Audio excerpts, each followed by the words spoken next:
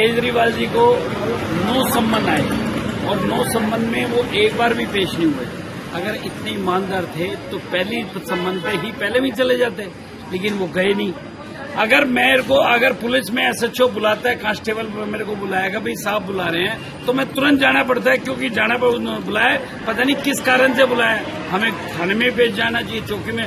उसको ईडी के 9 सम्मन गए और 9 सम्मन के बाद में वो जरा सा टच से मत हुआ, उसने कहा मेरे को गलत पेश कर रहे हैं, गलत पेश कर रहे हैं। इसका अब चले गए ना, अब किस बात पे कह रहे हैं? अब गए अंदर, अब कोई जमानत नहीं मिलेगी, अब पता नहीं कब जमानत होगी कब नहीं होगी, उनका कोई पता नहीं है। माननीय केजरीवाल जी, प्रशासन का जो आप ही कहते थे, भाई मनीष को अगर नोटिस आ जाए तो नोटिस पेश होना चाहिए, फलाना गया तो फलाने को पेश होना चाहिए। मैं तो ये कहता हूँ, जब किसी की तरफ उंगली तरफ करते हो, 3 तरफ अपनी तरफ उंगली आती है। जब खुद चोर नहीं है, अब देखो खुद चोर निकल गए ना शराब घोटाले में 100 करोड़ के, कहीं थोड़ा बहुत तो अगर मान लो आप कहते हो नहीं कुछ हुआ, थोड़ा बहुत तो कुछ होगा, जब तो जमानत नहीं, इसका मतलब कोर्ट सब बेकार है।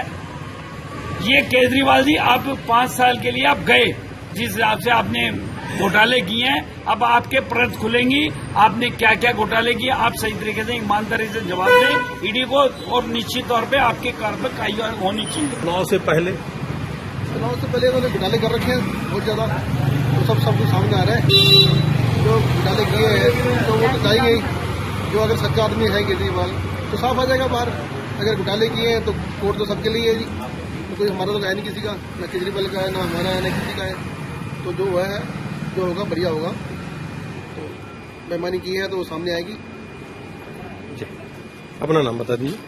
गौरव जी, क्या लगता है जो इन्होंने केजरीवाल जी जो घोटाले किए उसे एक दिन तो इन्हें भुगतना ही था, मतलब यही होना था, ये तो होना ही था इनका।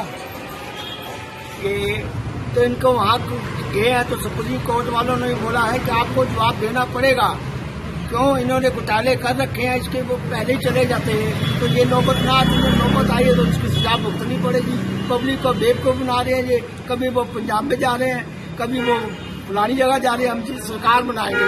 अरे दिल्ली में तुम कर नहीं सके तो बाहर का खा करोगे आप, इनसे तो सजा मिलनी चाहिए।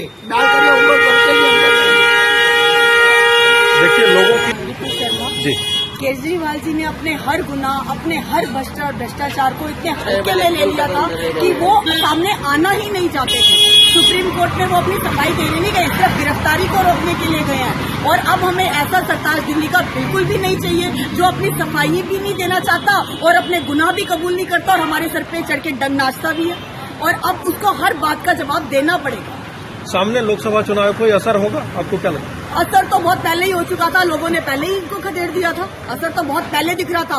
आज इसके साथ में कितनी पब्लिक आपने कल से आज तक देखी है, सिर्फ इनके वही बंदे हैं जो भ्रष्टाचार में सहयोगी थे। अब तो इनके सहयोगी भी आगे आके कह रहे हैं कि हमने करा करप्शन, हमारा भ्रष्टाचार हुआ है। के कविता को देख लो, मनीष सिसोदिया के बयान को देख लो, अंदर सत्येंद्र जैन के बयान को देख लो, इन सब अब ये सब अपनी अपनी गवाही खुद ही देंगे कि हम लोगों ने भ्रष्टाचार किया है।